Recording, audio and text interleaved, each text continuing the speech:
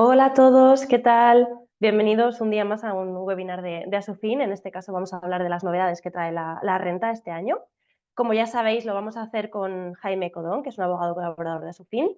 Y antes de darle paso, vamos a explicaros un poco el funcionamiento del webinar. Muchos ya también conocéis cómo son los webinars de Asufin, pero para las nuevas incorporaciones, que ya vemos que también sois muchos los que os estáis animando a participar y asistir a este webinar, os vamos a explicar nada de forma breve. Primero, Jaime donará una breve ponencia para explicar todas las novedades que trae la renta este año y después abriremos un apartado de preguntas y respuestas.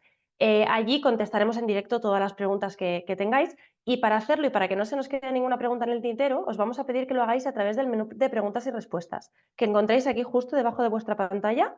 Hay un botón que pone preguntas y respuestas, hacéis clic allí y ponéis vuestra pregunta.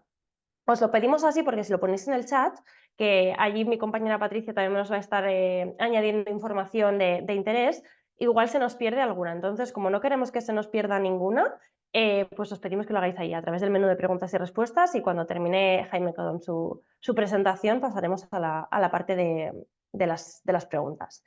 Antes de dar paso, también os quiero recordar que, como sabéis, todos los meses hacemos distintos webinars y ya tenemos preparados el próximo que tenemos en abril, va a ser sobre hipotecas, y ya tenemos lanzados los nuevos que también tendremos en mayo. Al final de este webinar os explicaremos todos en detalle también por si hay alguno que os interesa, pero ya os hemos dejado la página de eventos en el chat para que hagáis clic allí si queréis y podáis ver tanto los nuevos que ya tenemos planificados como los antiguos, por si hay alguno que os habéis perdido y queréis volver a ver.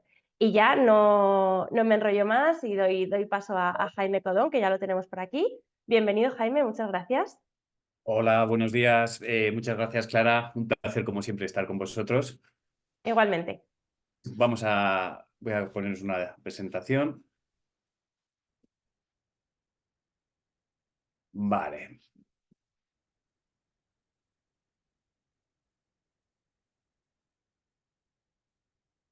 Me lo veis bien, ¿verdad? Que soy un poco... ¿Lo tenéis, Sí, Clara? perfecto. Ahora sí que lo estamos viendo. Perfecto. Pues nada, muchas gracias a todos, muchas gracias a Clara y a Patricia por invitarme a este webinar. Ya son varios los que estamos realizando con Asufin. Bueno, yo me llamo Jaime Codón, soy abogado colaborador de Asufin y hemos participado en otros webinars, sobre todo en materias fiscal y tal, que es en lo que estamos más especializados.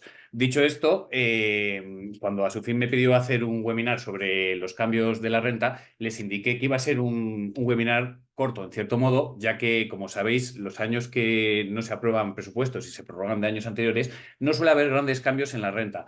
Aún así, en la declaración de la renta, aún así, este año la campaña de renta tiene importantes novedades porque a través de otras normas se han ido desarrollando algunos cambios muy importantes, sobre todo en el sector de autónomos. Aunque nosotros lo que queremos hacer es un poco dar una visión más amplia y vamos a empezar hablando de los cambios, primero de las rentas de trabajo, luego de los autónomos y luego una serie de novedades que nos pueden afectar a todos.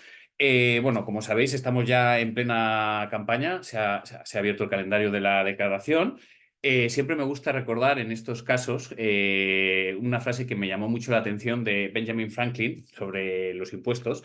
Ya sabéis que Benjamin Franklin fue uno de los padres fundadores de Estados Unidos, que precisamente se independizó por no querer pagar impuestos en este caso, a la corona británica. Y de hecho acabó con la Constitución americana, de la búsqueda de felicidad, etcétera. Como liberales que eran, pues no estaban muy contentos con los impuestos, pero obviamente entendía que son necesarios para que un Estado funcione correctamente. Y lo que nos decía, y es la frase que quería decir como a modo de introducción, que decía Benjamin Franklin y que me hizo mucha gracia y que se me ha quedado, es que la vida de un hombre es incierta. Nunca sabe lo que le va a pasar, salvo dos cosas, que son la muerte y los impuestos. Y efectivamente, si lo pensamos fríamente, desde que nos dan la primera propina y vamos al kiosco a comprar las gominolas o los chicles, hasta que percibimos la última nómina o hasta que percibimos la última renta de la jubilación, siempre está grabada con impuestos. O sea, es algo que nos acompaña toda vida. Es una obligación que no nos queda más remedio que afrontar y encima, en este caso, tenemos que ser nosotros los que elaboremos la declaración. Por eso voy a intentar explicaros las maneras más óptimas, aparte de las novedades que tenemos para hacer la declaración, algunos consejos, calendario, etcétera. Sin más dilación, lo que voy a hacer primero es, el primer bloque, os voy a comentar lo que son las novedades de la declaración de la renta, todo lo que debemos saber para cumplir con Hacienda. Y vamos a empezar, como he dicho, con las rentas del trabajo, ¿de acuerdo? Por rentas del trabajo entendemos que son aquellas rentas que se derivan de nuestro, es decir, trabajadores por cuenta ajena, asalariados, etcétera, que se devengan de nuestra labor o nuestra fuerza productiva. Aquí ha habido una serie de novedades. El primer lugar y la novedad quizá más llamativa, o la primera novedad, es que han aumentado el mínimo exento para los que tienen más de un pagador. Como ya sabéis, en los casos que las personas tienen dos o más pagadores, hasta el año pasado, la campaña del 2022, tenían obligación de declarar hasta un límite de 14.000 euros. Esto significaba que si estabas por debajo de ese límite, pues no tenías que hacer declaración y te ahorrabas pues, un dinero importante en impuestos. Ahora lo que han hecho es han aumentado 1.000 eurillos, ¿de acuerdo? Este límite exento, es decir, en el 23-24 pasa a 15.000 euros anuales, ¿de acuerdo? Que deben ser percibidos por dos o más pagadores. Realmente esta subida no tiene ninguna incidencia y me explico por qué. Porque como tenemos en cuenta que se subió el salario mínimo, si computamos mensualmente el dinero que ha subido del salario mínimo, prácticamente nos quedamos igual. Es decir, que lo único que han hecho es evitar perjudicar a las personas que no tenían que declarar por la subida del salario mínimo, tener que declarar, porque de haber sido así, lo que se encontrarían es una situación que incluso percibirían menos que cuando no tenían el salario mínimo. Por eso lo que se ha hecho es aumentar a 15.000 euros anuales y de esa manera evitar que la gente que está en estos mínimos tenga que volver a hacer la declaración de la renta, porque al final la declaración de la renta, por un lado o por otro, te va a tocar pagar X dinero y eso al final repercute negativamente, sobre todo si tienes en cuenta que te han subido un poco el sueldo y efectivamente luego se te va por impuestos. No tendría sentido y así lo han hecho. Aquí ha habido un poco crítica porque, bueno, como sabéis, lo que se habla es que más que subir los mínimos exentos, ¿de acuerdo? Lo que tenían que haber hecho es haber deflactado la declaración de la renta. Eso lo han hecho en otros países y se hace sobre todo en periodos inflacionistas, es decir, cuando tenemos una inflación por encima del 2%, se considera que es malo. Vamos, digamos que el consenso económico es que hasta un 2% de inflación es algo hasta sano para la economía. Pero bueno, eso es otro debate. El caso está que a partir de esos rangos o de esos espectros, todo que sea una inflación subyacente por encima del 2%, significa que el Estado va a recaudar mucho más vía impuestos, o mejor dicho, que nosotros vamos a pagar más impuestos por los mismos conceptos. Entonces, lo que suelen hacer estos mecanismos que suelen hacer los estados es deflactar, es decir, sobre el final de la base imponible, pues si estamos en una inflación, pongamos del 4,5, se hace una reducción de ese porcentaje y así consigue el Estado recaudar el mismo importe que estaba previsto en sus presupuestos y la persona pues tiene un pequeño alivio, una pequeña lucha contra la inflación y ya estamos viendo que ahora un café y un desayuno nos está costando 7 euros y hace 3 años valía 3 euros. O sea, quiero decir, esto es una forma digamos, de evitar o paliar un poco estos efectos nocivos de la inflación. Pero bueno, de momento lo que tenemos es eso y eso lo que consigue es que personas que han tenido un pequeño aumento en sus salarios por el aumento del salario mínimo interprofesional consigan seguir con dos o más pagadores no presentando declaración de la renta. De acuerdo, eso por un lado. Luego, otra de las novedades en la renta de trabajo más importante es el tema de las retenciones para obras literarias, obras científicas como pueden ser papers o artísticas, cuadros, etcétera. Antiguamente el rendimiento, la retención era la retención de profesional, era un 15%. Se ha bajado un 7%, ¿de acuerdo? Esto de todas formas a mí sí que me parece importante hacer un pequeño inciso, porque realmente una retención no es o sea, que te bajen del 15% al 7% no es una rebaja en sí de impuestos, ¿de acuerdo? Lo que estamos hablando es que la retención al final es un dinero que adelantas y en algunos casos es hasta deseable y me explico por qué, porque eso hace que al final, sobre todo a la gente que le toca a pagar en la declaración de la renta, le disminuya bastante el importe final. Si no pagásemos retenciones, al final del ejercicio tendríamos sustos bastante grandes, sobre todo los que estamos más por cuenta propia, autónomos, etcétera. Pero bueno, esto lo que hace es una reducción que al final es dinero disponible durante más tiempo, que en vez de tenerlo el Estado, lo tiene la persona, y se hace para fomentar pues, obras artísticas, obras científicas, etcétera. Esto era una reivindicación histórica de esos gremios y así lo han recogido. Es algo más simbólico, por lo que os he contado, más que una reducción de impuestos. Es una reducción a la hora, es diferimiento a la hora de pagar este dinero y por lo tanto no tiene gran repercusión, pero bueno, es reseñable y es una de las pocas novedades que tenemos y que quería comentar. Como vemos en la presentación, tenemos también aparte lo que son las reducciones de las retenciones, hemos dicho, de obras artísticas, y también ha habido un incremento en la cantidad exenta por kilómetro recorrido.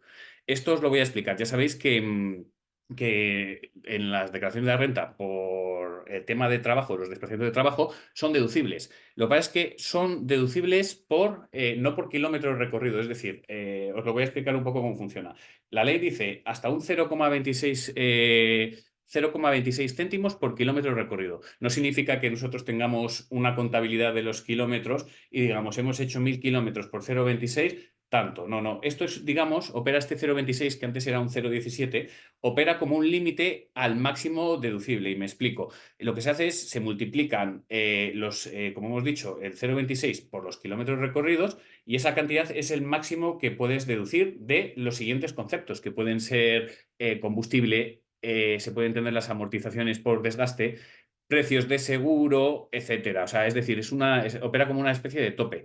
Antiguamente el tope era más pequeño y lo que solían hacer o recomendar los asesores fiscales en estos casos era dividirlo entre dos los gastos. Es decir, si por ejemplo teníamos, por poner un ejemplo redondo, 1000 euros de gastos de gasolina anual a deducir, pues los asesores te decían, para evitarte pillarte los dedos, dedúcete un 50%, así se entiende que una cantidad está excluida, que es, digamos, privativa de la vida personal, y luego el otro 50% lo deduces. Ahora este margen se ha ampliado y además se ha ampliado y te dejan incluir los gastos de peajes y los gastos de aparcamiento siempre que estén debidamente justificados.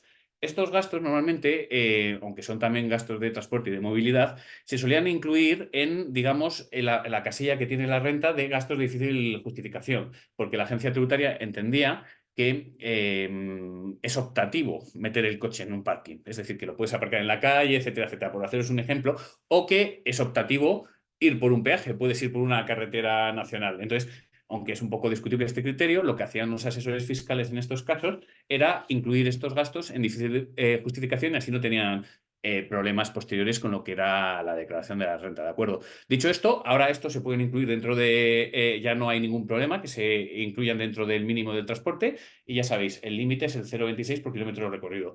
¿Cómo justificar estos kilómetros? Pues bueno, a través de facturas de gasolina, incluso pues, revisiones de taller. El año pasado tenía, yo qué sé, 5.000 kilómetros el coche, este año tiene 10.000, es decir, este año he hecho 5.000 kilómetros, multiplico por 0,26, he tenido 1.000 euros de gastos, me da tanto, pues eso es lo que me deduzco. Esto al final es un poco jugar con los números, no tiene que ser exacto al límite porque puede variar a lo mejor el kilometraje en función de años, etcétera, pero por lo menos sabemos que si nos pasamos de este dinero podemos estar incurriendo en un desfalco, en un ilícito en este caso, respecto a la tributación. Y si nos quedamos cortos, pues a lo mejor podemos incluir pues, gastos del seguro que no habíamos incluido porque teníamos dudas, etcétera, etcétera, o los tickets de los parkings que los habíamos dejado aparcados, etcétera. Bueno, esto es una novedad, se agradece mucho, es solo únicamente para las rentas del trabajo, ¿de acuerdo? En el caso de los autónomos, que luego ya lo detallaremos en el siguiente apartado, es distinto, porque los autónomos, a diferencia de las rentas de trabajo y también los funcionarios, o sea, por rentas de trabajo me hablo de trabajadores por cuenta ajena y funcionarios, ¿de acuerdo? Se refiere a estos colectivos. Cuando eres autónomo, en cambio, tienes que justificar otra cosa, además, que es decir, que tu vehículo esté 100% afecto a la actividad. Me explico. Si tú quieres deducirte vía amortización en 4 o 3 años, los 4 o más años, los gastos de adquisición del vehículo, desgaste, gasolina, tu vehículo no puede ser compartido con tu vida privada. Es decir, no basta solo con tener dos vehículos, sino que tu vehículo debe estar inscrito y afecto a esta actividad. Por ejemplo, si eres abogado, como es mi caso, debería tener, por haceros así, un coche inscrito solo para dedicarme a la abogacía, ¿de acuerdo? Incluso tendría que poner mi nombre, abogado, Jaime Codón, abogado, etcétera. Si no, no podría, salvo una serie de gremios como son los transportistas, como son los visitadores o los comerciales, que esos tienen, digamos, pues la presunción de que su trabajo, o sea, que su vehículo está afecto al trabajo, ¿de acuerdo? Pero en este caso hablamos únicamente de rentas del trabajo y por lo tanto es una ventaja y es quizá la mayor deducción fiscal que se nos ha propuesto a través de estos, bueno, no nuevos presupuestos, sino estas nuevas novedades que hay en la renta del 2024. Por otro lado, como vemos en la presentación, ponía que también hay otra novedad, que es la exención de declarar rendimientos del trabajo en el extranjero. Bueno, esto lo primero tiene un límite de 60.000 euros, ¿de acuerdo? 60.100 euros para ser exacto y se hace bajo unas ciertas condiciones. Este es un supuesto que, digamos, al ser de tributación internacional, si alguno de vosotros estáis en esta situación, deberíais acudir más bien al criterio especialista porque tienen sus especificaciones muy concretas y te puede, si lo haces, digamos, atendiendo a la literalidad de la norma, puedes tener un problema al haberte pasado por una serie de condiciones que no están escritas. Me explico.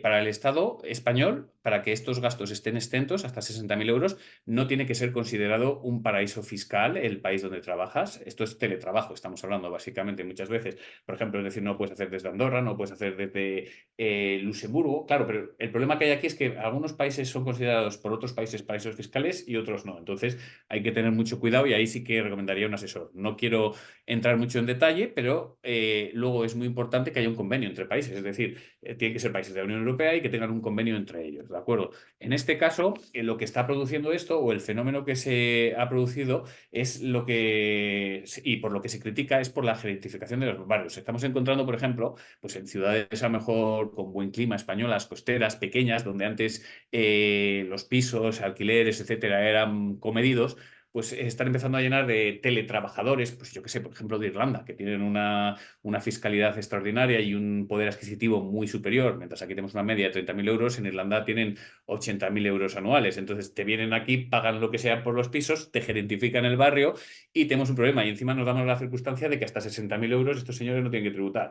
Por lo tanto, esto ha estado un poco, digamos, rodeado de polémicas, pero al final todo lo que sean impuestos siempre va a haber, por un lado o por otro, va a haber polémicas. Esto es las novedades que hay respecto a las rentas de trabajo. Otro de los grandes cambios, quizá el más grande que ha habido este año, ha sido respecto a los autónomos. Y básicamente es porque ha cambiado todo el sistema de cotización de ingresos, que ahora os explicaré con más detalle. En primer lugar, la primera novedad y lo más importante es que ahora absolutamente todos los autónomos, independientemente de tengan actividad, o sea, tengan ingresos, no tengan ingresos, tienen que obligatoriamente presentar la declaración de la renta. El motivo de esto no es simplemente por, digamos, entre comillas, tener controlados a todos los autónomos, sino porque ha cambiado el sistema de cotizaciones de ingresos reales.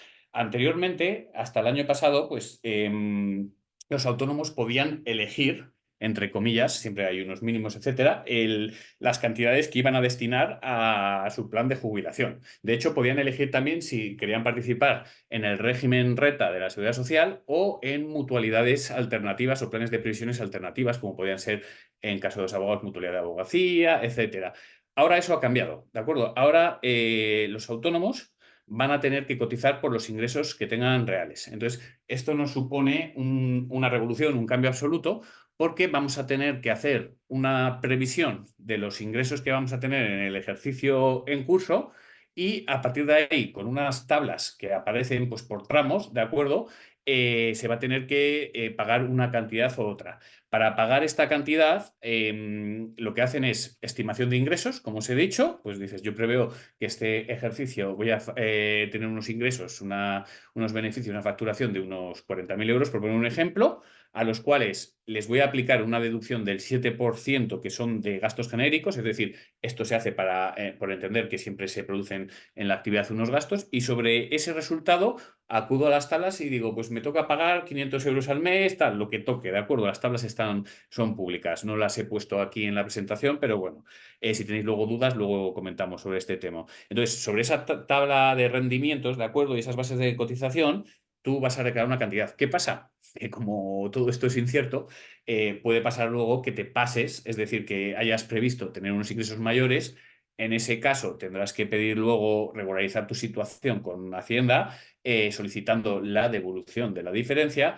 O si te pasas a la baja, es decir, yo pensaba que iba a ganar 40.000 y he ganado 60.000, tendré que hacer una regularización con Hacienda sobre esos 20.000 euros. Esto a la postre lo que va a hacer es un trabajo inmenso a los asesores fiscales, porque al final el autónomo más o menos, en función de la previsión de sus ingresos, iba a declarar lo que quería. Ahora ya ha perdido esa autonomía y tiene que declarar lo que le digan. Pero, ¿qué pasa? Que pues supongo, y esto lo digo desde la ignorancia, o sea, desde lo que yo preveo, que lo que harán será pues prever ingresos por debajo de lo que van a ganar por una razón, porque dirán, mejor regularizar al final que no, digamos, dejar el dinero en la agencia tributaria a expensas de la devolución durante 3, 4 meses, lo que tarde. Por eso te digo que es un sistema que va a dar mucho que hablar. Supongo que habrá que ir puliéndolo y a través de los nuevos presupuestos habrá que ir haciendo pues ajustes para que sea más fácil. Al final lo que se trata es de que sea más fácil posible. El objeto de este nuevo sistema de cotización es porque los autónomos en general se considera que por naturaleza humana, imagino, siempre cotizaban lo mínimo posible respecto a su jubilación y se encuentran, a diferencia de los trabajadores por cuenta ajena, con unas jubilaciones ínfimas. Entonces, de esta manera, lo que ha tratado el gobierno, o como lo justifica el gobierno, es decir, para que tengan una jubilación digna, digamos, como obligar un poco, ¿no? a que desplacen ese dinero hacia sus pensiones. Esto, de todas formas, luego lo podemos comentar en preguntas y lo vamos viendo. Por último, han aumentado hasta un 7% los gastos de difícil justificación. Esto habíamos hablado anteriormente, ¿de acuerdo? Son esos gastos como que antes se consideraban gasolina y tal, o hoteles, por ejemplo. Ahora han subido con un límite de 2.000 euros, ¿de acuerdo? En la casilla, pero han subido a un 7%. Pues, gastos de difícil justificación puede ser, por ejemplo, tienen un trabajo, un abogado, vamos a poner, porque yo al final es de lo que conozco, tengo un juicio en otra ciudad, lo tengo a las 9 de la mañana, pues decido quedarme en un hotel el día anterior, hacer noche, pues para poder acudir sin prisas ni nada al juicio.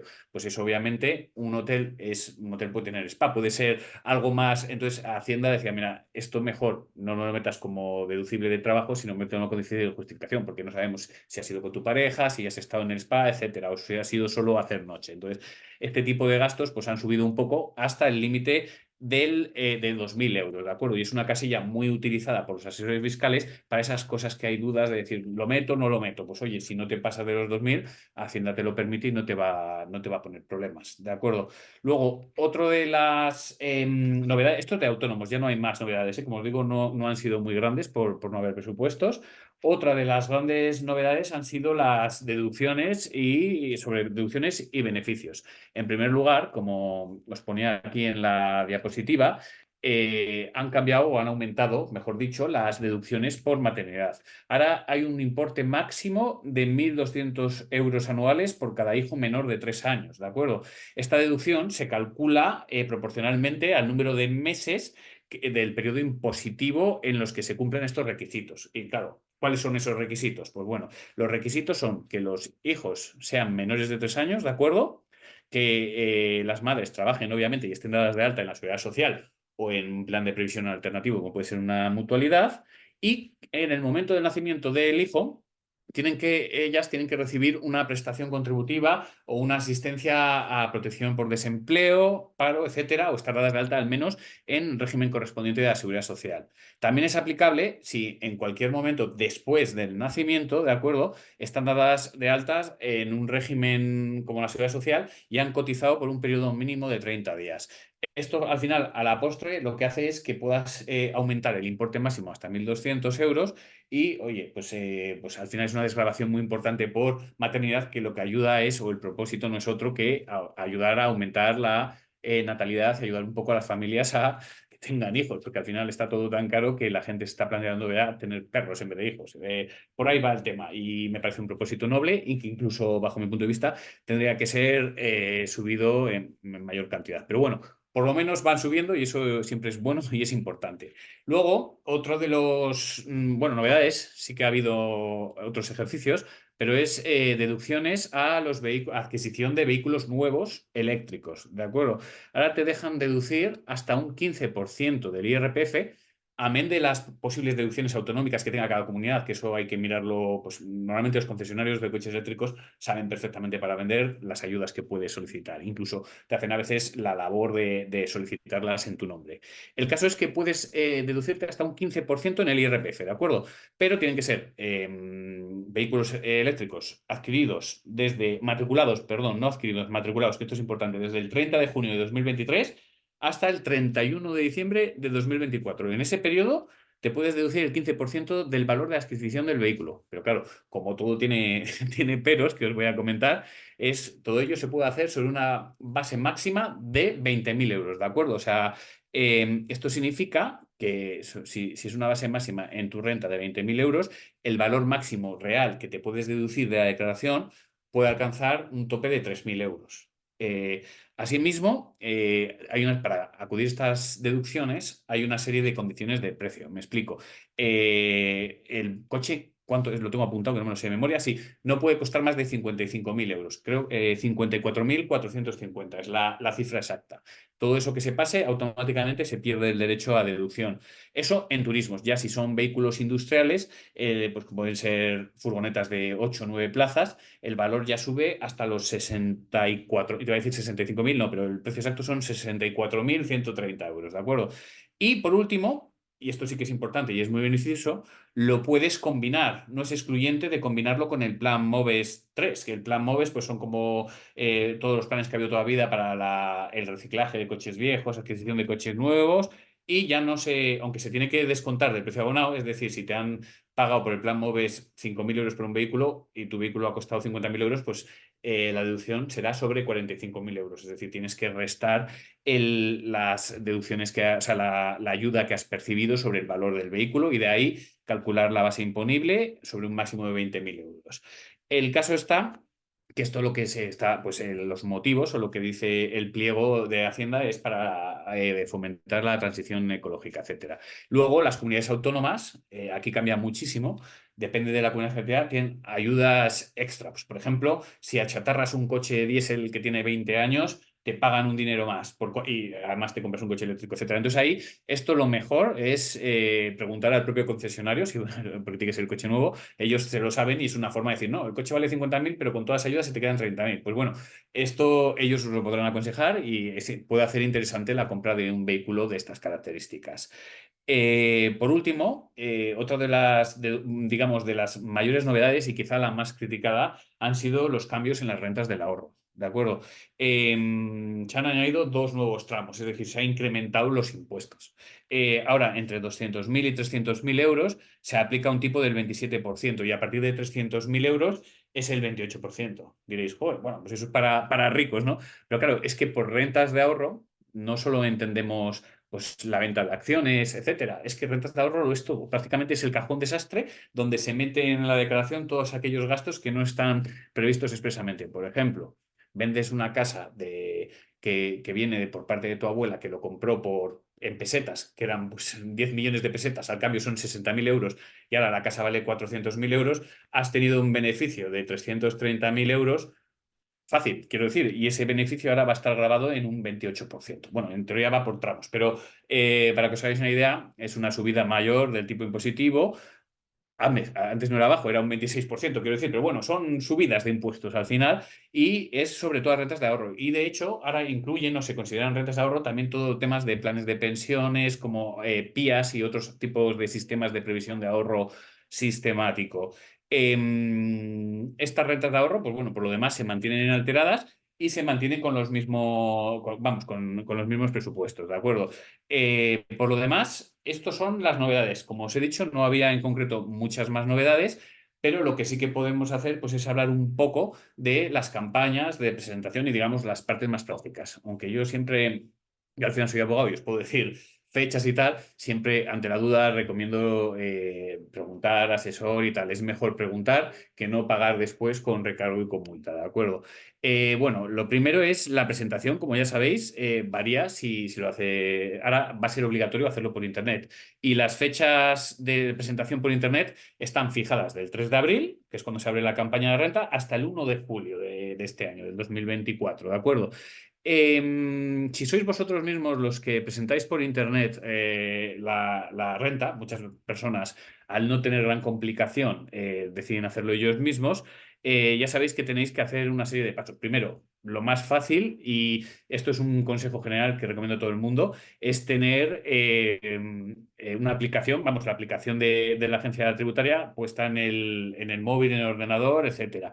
Y segundo, tener un DNI electrónico, una representación digital, siempre facilita mucho las cosas para cualquier trámite con la administración. Si no lo tienes, no hay problema porque ya sabéis que tienen el famoso PIN, clave PIN 24 horas, que es como una certificación de tu identidad que te la sacas con el móvil y que te dura un tiempo para hacer la declaración. Lo mejor sería tener un certificado digital que te va a servir para pedir horas en el ayuntamiento, para pagar impuestos, para todo. O sea, vamos, yo es ir a la Casa de la Moneda y hacerlo mañana, si podéis. Es el mayor avance que tenemos y nos ahorra muchísimo tiempo y no tener que ir presencialmente a las administraciones es una ventaja importantísima.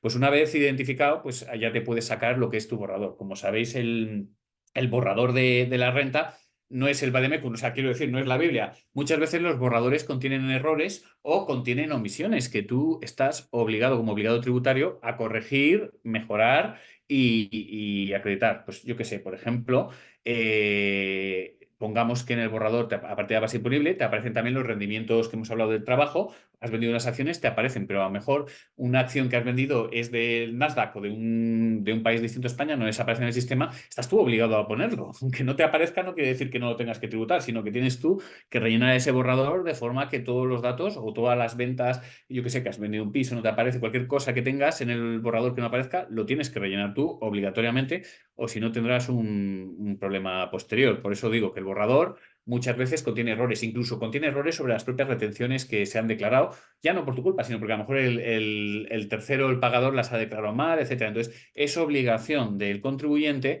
revisar con lupa el borrador, ¿de acuerdo? Si ves que no hay nada raro, pues le puedes aceptar y ya está. Pero siempre, el 90% de las veces, el borrador tiene omisiones o tiene errores que si no subsanáis, a la postre os va a dar un problema. Por lo tanto, revisarlo concienzudamente.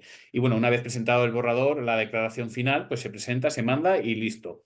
¿Qué pasa? Que pues, normalmente pues, siempre tenemos dudas. Entonces, para eso existen una serie de herramientas de la agencia tributaria, como son pues, la atención presencial, la atención telefónica, incluso la atención online, que ahora os explicaré. Respecto a la atención telefónica, es importante decir que han cambiado las fechas y ahora está prevista solo desde el 7 de mayo hasta el 1 de julio. Es decir, en este mes de abril no podemos llamarles por teléfono. Y, ojo, muy importante, hay que pedir cita. Cita previa antes o sea, incluso para la atención telefónica tienes que solicitar cita, ¿de acuerdo? Por eso quiero decir que es importante tenerlo en cuenta y sobre todo que las fechas son del 7 de mayo al 1 de julio. Y la solicitud de la cita, ojo, la puedes pedir ya el 29 de abril, se abre el periodo, hasta el 28 de junio máximo. Entonces, lo ideal es hacerlo esto en mayo, si quieres, para que no haya ningún problema y no tenga, y te puedan atender telefónicamente. Luego ya sabéis que tiene una serie de periodos de servicio, es decir, una serie de horarios, que eso está publicado en la agencia tributaria. Y además de la atención telefónica, pues está quizá la favorita o la preferida por la mayoría de las personas, que es la atención presencial en la oficina. Pues igualmente, como imagináis, si la telefónica tiene cita previa, igualmente tiene cita previa. Y la atención presencial, tengo aquí apuntado para que no se me escapen las fechas, es del 3 de junio hasta el 1 de julio del 2024. Y la solicitud de cita es igual. No, perdón, es desde el 29 de mayo hasta el 28 de julio, es decir, un mes menos nos dan. La atención presencial quizás es la más preferible porque muchas veces puedes cotejar documentos y tal que tienes dudas, ¿de acuerdo? Lo que sí que es muy importante, y aquí esto hace mucho hincapié los funcionarios de Hacienda y en la página y todo, es cuando tienes una atención presencial que tengas a mano una serie de documentos imprescindibles para que no te tengan que dar una segunda cita y tener que volver. Por supuesto, hablamos del DNI original o, si eres el representante, el documento de representación debidamente firmado. Aparte de eso, tienes que llevar siempre la copia de tu número, como no puede ser de otra manera, de tu número de IBAN de cuenta donde van a ingresarte o vas a ingresar el dinero que te toque pagar o devolver. Asimismo, si tienes inmuebles, te van a pedir las referencias catastrales. Por eso yo siempre recomiendo que vayas con los mismos recibos de los IBIs donde te viene la referencia catastral o que tengas un listado porque te los van a solicitar, ¿de acuerdo? Además de eso, pues te pueden pedir también cualquier tema de unidad familiar, terceros a su cargo, si eres tutor, pues todos estos documentos y, por supuesto, todos los justificantes que te den derecho a la deducción. Es decir, hilándolo con, por ejemplo, el 0,26 de los kilómetros recorridos, pues todos justificantes de gasolina, de recorrido, que puedan ayudarte a acceder de una manera más sencilla a estos beneficios, a estas deducciones fiscales. Y luego, por supuesto, si datos que se escapan a Hacienda muchas veces que tienes que declarar, como pues si has tenido rendimientos del trabajo extraordinarios que no se han contado, pues yo que sé, bonus, por poneros un ejemplo, o que has vendido o beneficios del trabajo como venta de vehículos, inmuebles, inmuebles, todo eso lo tienes que tener perfectamente justificado porque puede dar pie a pagar menos o más en función de las características de la operación. Por supuesto, si has vendido casa, las escrituras de compra-venta, etcétera, etcétera, ¿de acuerdo? Esto es importante porque si no te van a decir, vuelva usted otro día a ver si tenemos cita, porque realmente no hay cita, no a todo el mundo le pueden hacer, digamos, la declaración presencialmente. Aparte de esto, yo lo que sí que os puedo decir y lo que os puedo comentar es una serie de consejos pues, para optimizar pues, la declaración y si puedes, lo que buscas, obtener una devolución, ¿de acuerdo? Cosas o errores más frecuentes en la declaración de la renta que constantemente nos acaban derivando en litigios, en los despachos, etcétera, son, por ejemplo,